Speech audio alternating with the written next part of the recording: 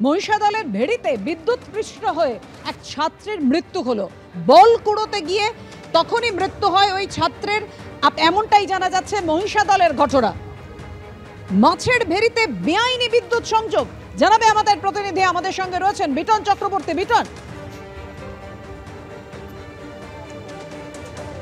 হ্যাঁ দেখো পাপিয়া, তোমাকে জানি রাখি এটাই হচ্ছে মহিষাদল ব্লকের মৌলুবসার গ্রাম, এবং এই যে একটি বাড়ির সামনে ফাঁকা জায়গা দেখছো, এখানেই কিন্তু গতকাল স্কুল ছুটির পর 3 খুদে তারা কিন্তু এখানে বল খেলছিল। চতুর্থ শ্রেণীর 3 ছাত্র তারা কিন্তু এখানে বল খেলছিল। বল খেলতে খেলতে হঠাৎই রাস্তার টপকে এই যে পাশের এই যে জমি রয়েছে সেখানে কিন্তু বলটা পড়ে যায়।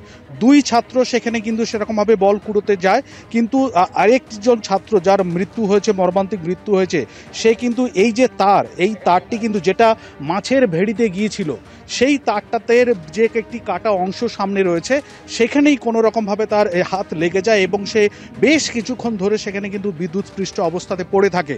এবং দূরে যে সাদা বাড়িটা তুমি দেখতে পাচ্ছ সেই সাদা বাড়িটা থেকেই কিন্তু বিদ্যুৎ গিয়েছিল। দূরে যে একটি মাছের ভেড়ি রয়েছে যেটা বেআইনি বলে স্থানীয় বাসিন্দারা জানাচ্ছেন, এইভাবে বিদ্যুৎ সংযোগ করে দিনের পর দিন ধরে মাছের ভেড়িতে সেরকমভাবে চলছিল, সেখানেই কিন্তু লাইন নেওয়া হয়েছিল। এবং যেটা সব থেকে আশ্চর্যের বিষয় সেটা হচ্ছে মহিষাদলের মতন জায়গায় দিনের পর দিন এরকমভাবে শুধুমাত্র সিঙ্গেল ফেজেই কিন্তু লাইনটা নিয়ে যাওয়া হয়েছে।